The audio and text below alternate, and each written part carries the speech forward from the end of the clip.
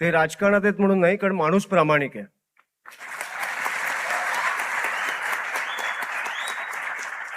आणि मी हे पण छाती ठोकपणे सांगतो की तुमच्यासारखे सहकारी मला मिळाले नसते तर मी राजकारणात टिकलो नसतो.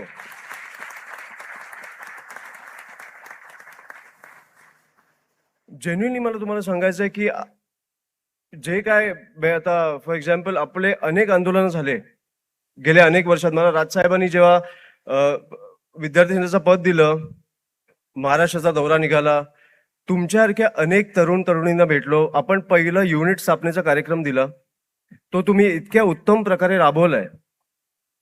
त्याच्यानंतर आपण आज इथपर्यंत आलो. मला माहित नाही मी तुमच्याशिवाय काय केलं असतं. आणि जेन्युइनली मी हे सांगतो, कारण म्हणजे फॉर एक्झाम्पल आता तुम्ही आत्तापर्यंतचा दौरा झाला तो सगळे जे झाले आंदोलन मला वाटतं विसरला पाहिजे. कारण मला आता तुम्हाला सांगायचे पण नाहीत आपण काय केलंय, आणि तुम्हाला आठवतं पण मला वाटतं विसरला पाहिजे.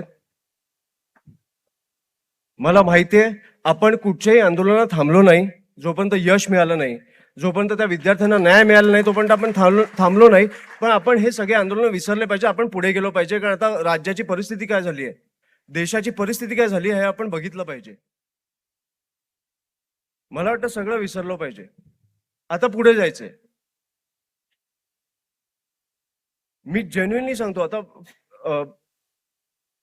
For example